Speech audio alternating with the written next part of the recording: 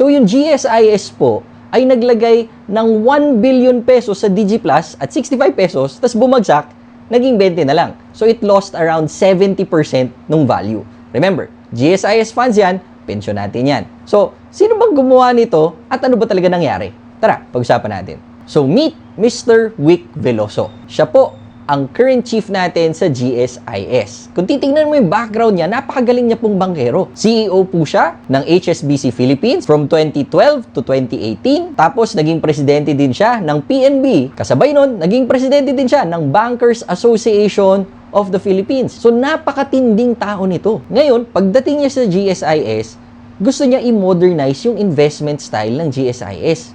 Gusto niya mas aggressive.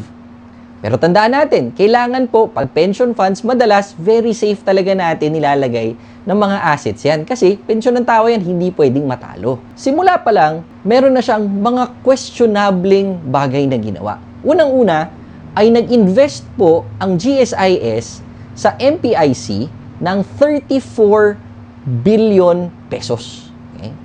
Ano ba ang MPIC? MPIC, ito po yung Metro Pacific Investment Corporation. Sila po ang nagfa-fund sa mga infrastructure at public utilities natin.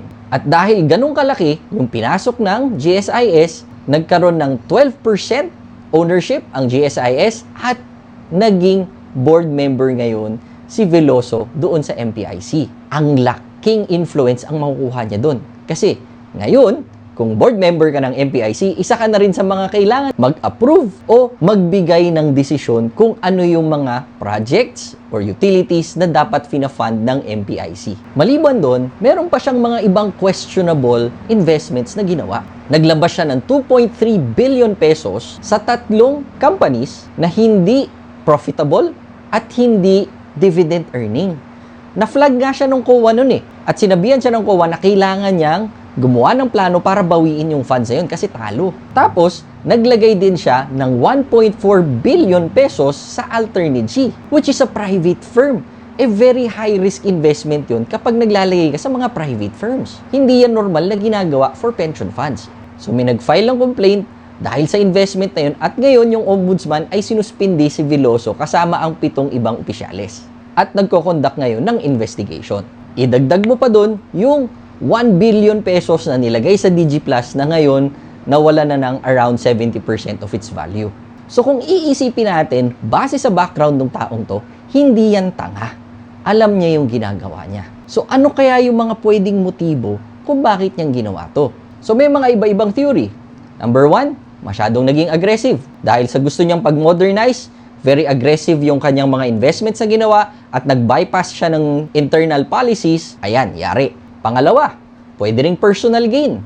Kasi kagaya ng ginawa niya sa MPIC, isipin mo kung naposisyon niya yung sarili niya doon sa DigiPlus at Alternigy at umangat yung 2 kumpanyang yon at naging industry leaders, imagine the power and influence he will have on those industries. May iba nagsasabi na pwede ding backdoor deals that would favor certain individuals. Kung titignan natin yung nangyari doon sa DigiPlus, pwedeng ginamit yung funds ng GSIS para pangsalo nung pagbagsak ng DigiPlus. Kasi para maka-out yung mga nasa taas, kailangan may bibili nun.